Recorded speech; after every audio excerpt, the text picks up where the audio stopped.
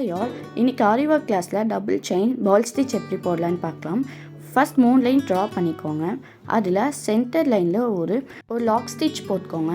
அதிலிருந்து செகண்ட் லைனில் க்ராஸாக இழுத்து ஒரு ஸ்டிச் போட்டு அதே செகண்ட் லைனில் ஒரு ஸ்ட்ரெயிட்டாக செயின் ஸ்டிச் போட்டுக்கோங்க. செகண்ட் லைன்லேருந்து ஃபஸ்ட் லைனுக்கு க்ராஸாக ஒரு செயின் ஸ்டிச் போட்டு அதேமாதிரி லாக் பண்ணி ஃபஸ்ட் லைன்லேயே ஸ்ட்ரெயிட்டாக ஒரு ஸ்டிச் போட்டுக்கோங்க.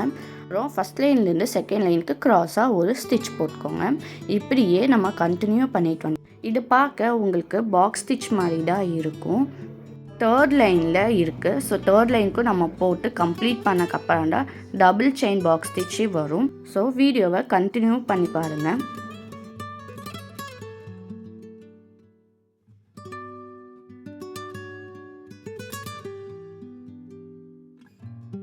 இப்போது எண்டு நாட் போட்டு நம்ம இந்த ஃபஸ்ட் 2 லைனை கம்ப்ளீட் பண்ணிக்கலாம்.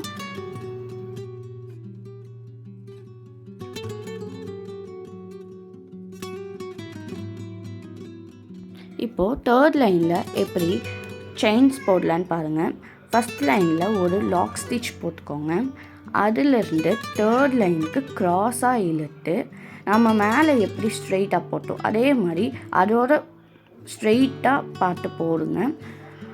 அதிலிருந்து க்ராஸாக ஃபஸ்ட் லைனுக்கு இழுத்துக்கோங்க. அதேமாதிரி அதே பக்கத்தால் ஸ்ட்ரெயிட்டாக போடணும். க்ராஸாக தேர்ட் லைனுக்கு இழுத்துக்கோங்க. மேலே இருக்கிற ஸ்ட்ரெயிட் லைனும் கீழே இருக்க ஸ்ட்ரெயிட் லைனுமே உங்களுக்கு ஸ்ட்ரெயிட்டாக இருக்கணும். அதை மீட் பண்ணி போடுங்க. அப்புறம் உங்களுக்கு டபுள் செயின் பாக்ஸ் ஸ்டிச் கரெக்டாக வரும். தேர்ட் லைனுக்கு இழுத்து ஒரு லாக் பண்ணி ஸ்ட்ரெயிட்டாக ஒரு செயின் ஸ்டிச் போட்டுக்கோங்க.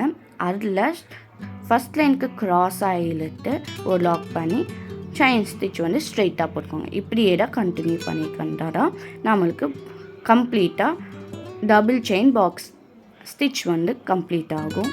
இந்த மாதிரி ஃபர்தர் வீடியோஸ் வேணும்னா நம்ம சேனலை சப்ஸ்கிரைப் பண்ணி வச்சுக்கோங்க. தேங்க்யூ ஃபார் வாட்சிங்.